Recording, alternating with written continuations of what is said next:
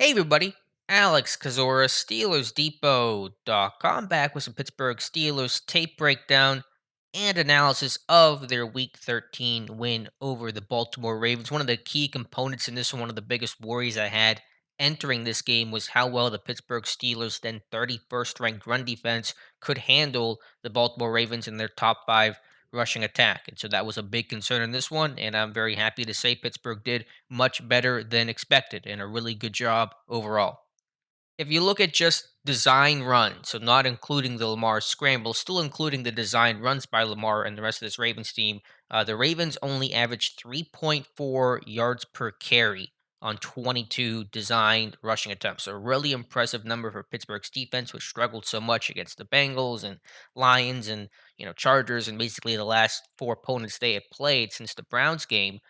They really kind of brought it against Baltimore. And usually, whenever Pittsburgh plays the Ravens, because Baltimore's offense, Greg Roman's offense is so unique, the Steelers have to do some unique things of their own. And they did what I would say three unique and different things to slow down that Ravens rushing attack. It was A, their 3-5 front with three outside linebackers on the field, B, playing Minka Fitzpatrick in the box more often, and then C, running their over front with just the defensive line shifted and not moving the edge guys to an off ball position. So let's talk about and show examples of those three adjustments and tweaks that I think played pretty key roles in containing that Ravens rushing attack on Sunday.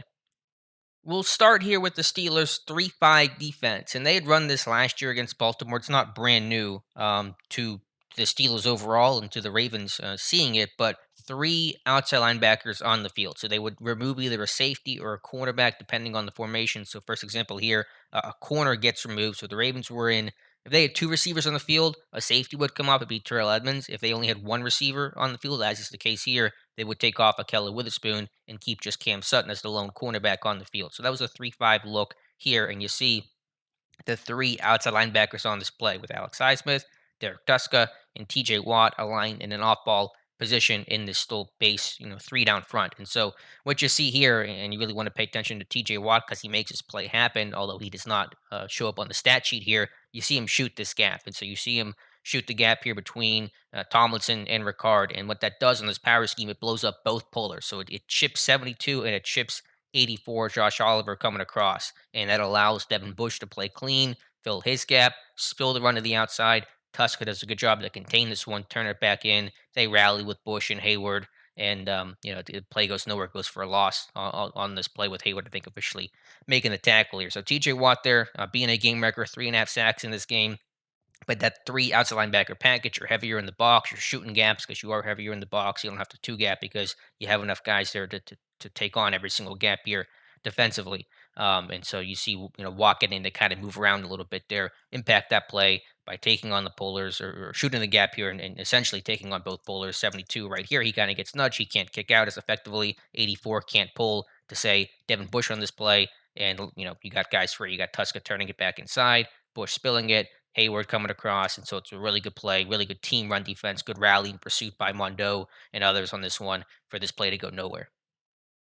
Again, Pittsburgh in their 3-5 defense, and again, TJ Watt, the off ball linebacker, with Tuska and Alex Highsmith on the field. So we'll play this thing through this run here to the left. And again, it's TJ Watt kind of making that play, shooting the gap right here. That's going to be the C gap here between Tomlinson and the left tackle, former Steeler Alejandro Villanueva, to keep Joe Schobert free. In this one, he's got a clear shot here on the running back Williams, and nice job by Alex Highsmith as well to rip through the block of Patrick Ricard right here. Going to seal the edge initially and then rip through this block right there. Schobert kind of gets stiff armed a little bit, but it's the first man in that gap there to bounce that play wide, obviously. And this run goes nowhere and goes for a loss on this play. So you can see that 3-5 look here. You're heavier up front. You're able to shoot gaps, want disrupting plays. Taking on the block. Gets pancake, gets pushed down by Tomlinson, but you're doing your job. You're securing your gap. You're forcing that run down a gap. You're forcing that one wide to an unblocked linebacker. Highsmith does a good job here to rip through the block, and so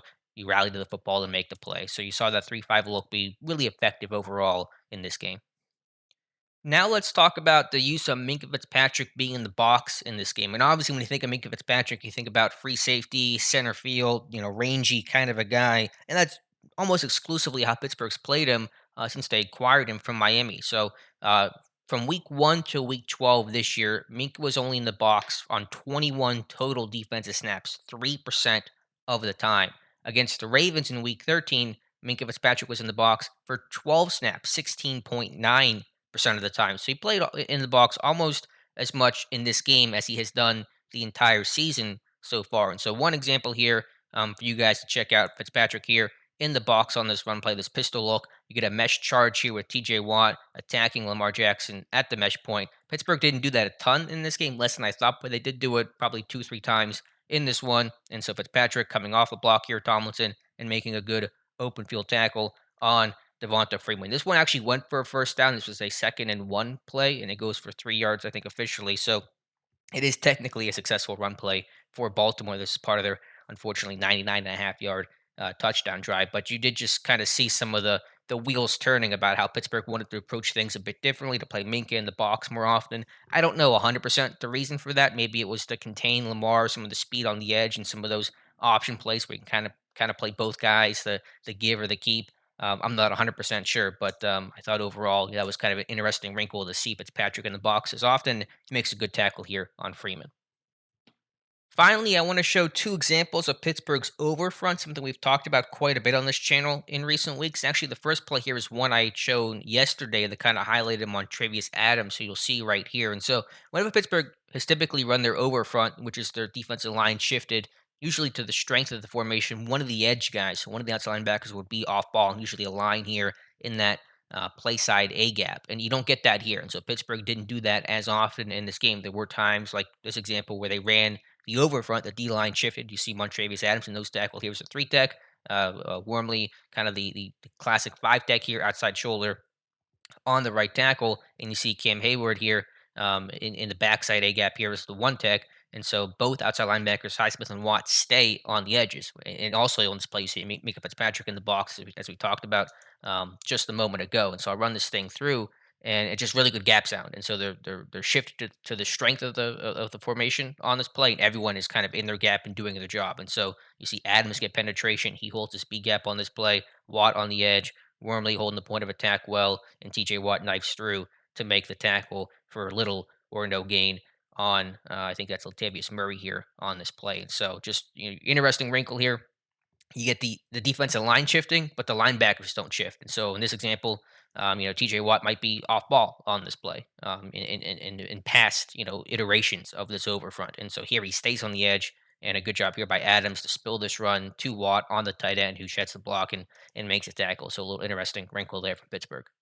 One more example of this overfront. I think it's really interesting here. And initially here, Pittsburgh's in kind of their traditional Okie front, their base 3-4 with the head up nose tackle here. But watch when Patrick Ricard shifts here. You see the defensive line shift as well. Looks like maybe Bush is giving a call there. And what happens here, I'll kind of run this thing through. It's a split zone scheme by Baltimore. So Ricard here is going to come across the formation, kind of backside with the line, zone blocking away from where Ricard's pulling. So I'll run this thing through so you guys can see what I mean. And you can see Ricardo, and he actually doesn't even go backside on the backside linebacker. He goes on Adams on this play, which is even more interesting. It's how Tyson Alualu, unfortunately, got hurt last year. But what I'm trying to get to the point here is you see the defensive line kind of play the backside split zone action here, while you see the linebackers kind of play the front side zone action from the offensive line. And so you just kind of see that interesting wrinkle here of it felt like these guys were kind of falling back a gap here to anticipate a potential cutback here on the split zone action by Ricard, where the linebackers are flowing to where the offensive line is going,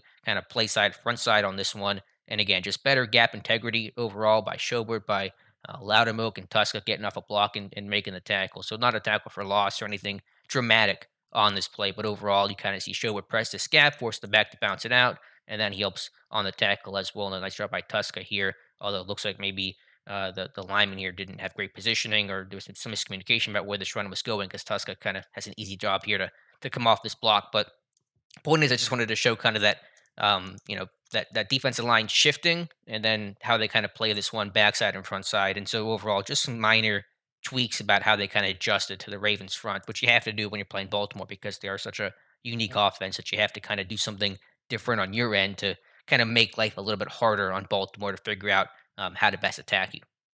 So overall, those three aspects weren't the sole reasons why the run defense was better. It was just better tackling, better gap integrity. Montravius Adams playing better. It kind of starts up front with that nose tackle having a strong game overall, and just not allowing the big play. And so I think overall there were a lot of factors about why this run defense was better, and it's not always mystical and magical. But I just thought you kind of throw in some of those tweaks. You bring back the 3-5, which you weren't positive if you could do because the edge depth hasn't been as strong. So thank goodness TJ Walker played in this game. Obviously, his impact was monumental. You do some different things with Minka, and you kind of adjust your front a little bit as well. And I thought you just kind of combine all of that with some of the basic foundations of good run defense, again tackling and things like that, and you have a really good output against Baltimore.